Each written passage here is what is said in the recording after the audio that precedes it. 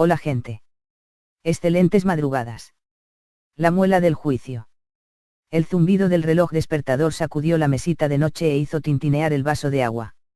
La radio se puso en marcha y empezó a sonar algo de Bruce Springsteen, ronco y entrecortado. Pablo la apagó de un manotazo, no soportaba a ese tipo. Se incorporó sobre el borde de la cama y se llevó instintivamente la mano al lado derecho de la mandíbula. ¿Todavía te duele?, le preguntó Julia, desperezándose. Me duele aún más que ayer, contestó él antes de apurar el vaso de agua y mantener el líquido tibio en la boca, calmando apenas el dolor de la encía. Tragó con una mueca de sufrimiento. Estoy fatal. El dolor había empezado justo 2 días después de bajarse del avión, como si el aire del medio oeste americano no le sentara bien a sus muelas. No era manera de empezar unas vacaciones. Sofía comenzó a llorar junto a la cama de sus padres. La pequeña cuna portátil que les habían dado en recepción no le debía ser muy cómoda. Pablo se quitó de un tirón los pantalones del pijama y se calzó unos jeans gastados que había dejado en una silla. ¿Te vas?, le preguntó Julia. Encárgate tú de la niña, masculló él, terminando de amarrarse los cordones de las botas. Yo tengo que ir al médico. Si no es más que la muela, volveré poco después de que terminéis de desayunar. Si para entonces estás lista, saldremos a hacer turismo. Julia se levantó y se deslizó hasta su marido casi de puntillas, el vuelo blanco del fino camisón apenas rozaba sus rodillas. Se le acercó y le plantó un beso delicado en el moflete dolorido. El turismo es lo de menos ahora, le dijo. Pregunta en recepción dónde hay un buen dentista y vuelve enseguida. Pablo terminó de vestirse y salió de la habitación maldiciendo el calor, el aire caliente y el dolor de muelas. Se puso las gafas de sol y recorrió la tarima de tablas de madera hacia la recepción taconeando con desgana. Qué poquito iba a echar de menos Estados Unidos en cuanto volviera a casa. Todo muy vaquero, todo muy auténtico, pero estaban siendo unas vacaciones de mierda. La niña no paraba de llorar, el calor no les había dejado un momento de relax y para colmo la maldita muela. Parecía que el sueño de cruzar aquel país de costa a costa se había convertido en pesadilla. Entró en la recepción pensando que lo primero que haría al volver a casa era pasarse un fin de semana entero en la playa. Y adiós para siempre a las hamburguesas. El recepcionista pakistaní no tenía ni idea de dónde podía Pablo encontrar un dentista. Lo único que pilotaba por ahora en inglés era hola, ¿qué tal? Habitación $90. Por ahora, ya que solo llevaba 6 años en los USA. No le supo indicar, pero le entregó un folleto con la publicidad de un médico local. Un maldito matasanos, pensó Pablo, de los de mascar tabaco y poner inyecciones a las yeguas entre muela y muela. Tal vez el médico local supiera menos que él de dentaduras, pero seguro que le podría dar la dirección de un buen dentista. Así que subió al Ford de alquiler y condujo hasta el pueblo sin casi poder mover la boca de dolor. Habían llegado a esa población la noche anterior, en una de esas paradas no programadas pero necesarias cada cierto kilómetro para que el conductor no caiga rendido y se duerma en la carretera. Y aunque los dos se alternaban al volante, lo cierto era que después de una semana en la carretera, tanto Julia como él estaban derrengados. Y resultó que el pueblo de paso no era más que eso, el típico pueblo de paso en mitad del desierto enclavado en el centro de la nada. Cuando Pablo irrumpió en su calle mayor acosado por un terrible dolor de muelas, daba la impresión de que hasta los castores y las comadrejas habían acudido a misa. Y eso que solo era martes por la mañana. Aparcó el coche cerca de la gasolinera y recorrió la calle principal a pie, intentando orientarse y seguir correctamente el pequeño plano dibujado en la cara trasera del folleto del médico. La gasolinera estaba allí, y la línea azul que la iba a unir con la consulta recorría el mismo camino que Pablo estaba siguiendo ahora. No tenía pérdida. Las calles estaban desiertas y los comercios cerrados a esa hora tan temprana, pero aún así la tranquilidad era tan sofocante como el calor del propio desierto. Un silencio pesado como una losa que comprimía los sentidos. Por suerte no había tenido que caminar demasiado cuando encontró el enorme local de 2 pisos, decorado con letreros y vinilos verdes, que albergaba la consulta médica. Si el pueblo era pequeño y aburrido como un velatorio, lo único que tenía en condiciones era el médico. Pero estaba cerrado. Pablo volvió a maldecir su suerte y se causó un daño horrible a sí mismo al apretar los dientes de rabia. Regresó sobre sus pasos y entró en la gasolinera igual que el sheriff en un salón. Igual se le estaba pegando algo. El mostrador estaba vacío, pero a través del ventanal vio que el encargado estaba fuera ordenando una pila de neumáticos usados junto al aseo. Remy está fuera, rezaba un cartón pintado a mano con spray para carrocería. El turista dolorido se dirigió hacia allí, luchando por ignorar el hedor a pis y a tubería colapsada que emanaba del interior de los servicios. El tipo, un venerable anciano de edad incierta, gorra calada para proteger la calva del sol y barba enmarañada y gris, se giró hacia él muy despacio y, sonriendo, le mostró una dentadura tan escasa que Pablo supo al instante que para buscar un odontólogo, el tal Remy no era el hombre a quien debía preguntar. Disculpe, busco un dentista, chapurreó con su mejor inglés. Pues aquí se ha equivocado, amigo, contestó el tipo. La baba marrón del tabaco para mascar teñía como la mugre los pocos dientes que le quedaban. Pablo se obligó a sonreír. Lo sé, dijo. He encontrado la clínica local, pero está cerrada. La clínica. Amigo, si busca un dentista no debe acudir a Jimmy. El condenado es un gran médico, huesos y toses, de eso sí sabe un rato el maldito Jimmy. Pero pregúntele por dientes y se le pondrá la cara del color del culo de una vaca. Pablo tuvo que pestañear 2 veces y tomarse su tiempo antes de decidir que había comprendido lo suficiente de aquella descriptiva respuesta. Entonces, ¿dónde puedo encontrar un dentista? El viejo pareció pensarlo un rato. Volvió a sonreír. Era evidente que en ese pueblo no abusaban precisamente de las revisiones odontológicas. Pues lo cierto es que no recuerdo que haya ninguno, y que me corten la barba si no llevo más de 40 años dando guerra por aquí.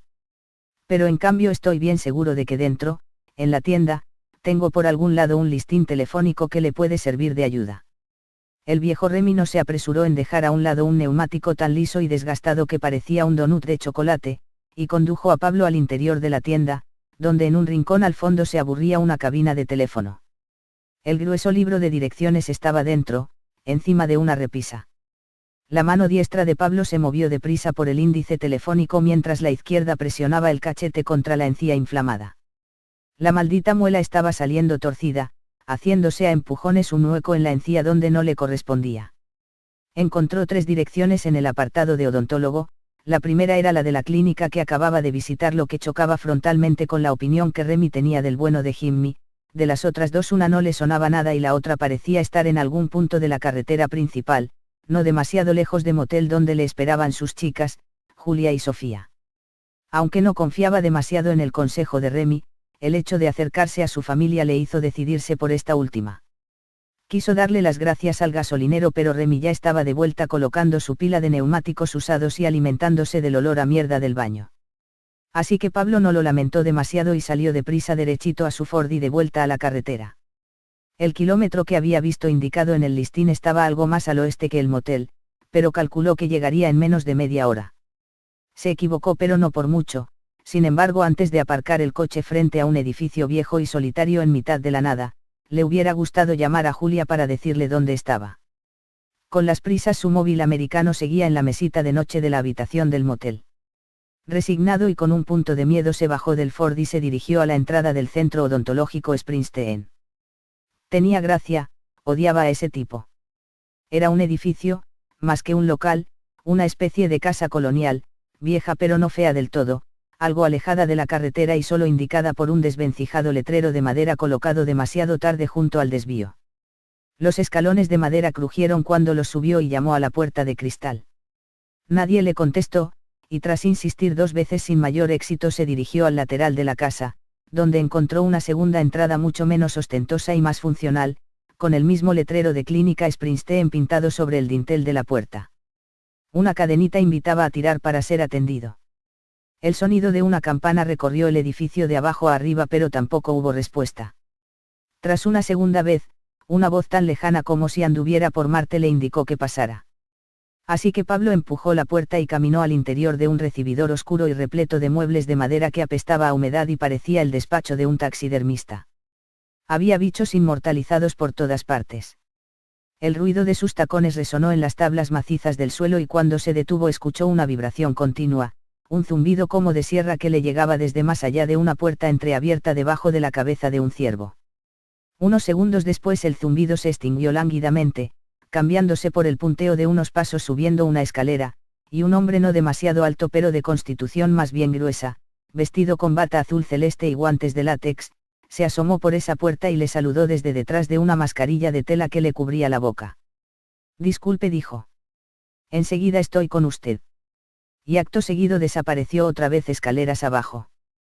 El ciervo o alce o lo que fuera miraba a Pablo con expresión triste mientras éste escuchaba extrañado los ruidos que le llegaban desde abajo. El doctor movía cosas de un lado a otro, colocaba algún tipo de instrumental metálico, algunos de los 1000 cachivaches que usan los médicos para aterrar a sus pacientes, en especial los dentistas. Abría y cerraba grifos y hacía rodar sillas, preparándolo todo para recibirle. Solo cuando volvió a subir a por él y le invitó a bajar, Pablo cayó en la cuenta de que ningún otro paciente había salido de allí, al menos que él lo viera. El doctor era fuerte, más que gordo, y sin mascarilla aparentaba más años de los que Pablo le había otorgado en un principio. Eso le tranquilizó. Si la veteranía era un grado, con ese dentista estaba en excelentes manos. Pablo empezó a explicarle, con su mejor inglés de guerrilla, sus penas y vicisitudes con la maldita muela del juicio, pero el tipo se limitaba a sonreír como si no se enterara de mucho. De muy poco, más bien. Sin embargo, no pareció importarle.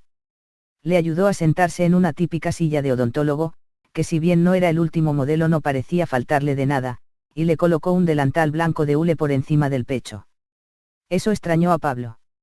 La consulta era amplia pero poco iluminada, tenía un olor peculiar, agrio, y decenas de cuadros en las paredes, sin embargo ninguno era de los habituales diplomas y menciones de los que tanto gustan presumir a los médicos.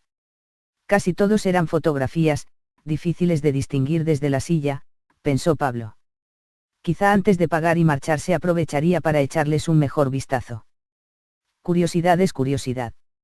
El doctor se retiró para coger su instrumental y Pablo se relajó un poco. Miró la hora en un reloj que colgaba en la pared, justo encima de una especie de nevera. No reparó en que había un frigorífico en la consulta, solo pensó que todavía era pronto y que mejor que llevar a las chicas de turismo por un pueblo tan soso era coger otra vez la carretera y ganarle millas a aquel martes tan extraño. Entonces regresó el dentista. Le pidió que abriera la boca y examinó su dentadura con cuidado. Parecía amable, después de todo, aunque hablaba bien poco. Pablo tuvo intención de hacer algún comentario sobre la falta de titulaciones por las paredes, pero el tipo caminó hasta detrás de él y le clavó en la nuca una aguja que por lo que le dolió y por lo que tardó en retirarla debía ser del tamaño de una espada. Pablo quiso gemir, protestar y levantarse, pero de pronto su lengua parecía muerta y sus brazos tan pesados como yunques. ¿Qué me ha hecho?, balbuceó. Pero en realidad no se le entendió nada.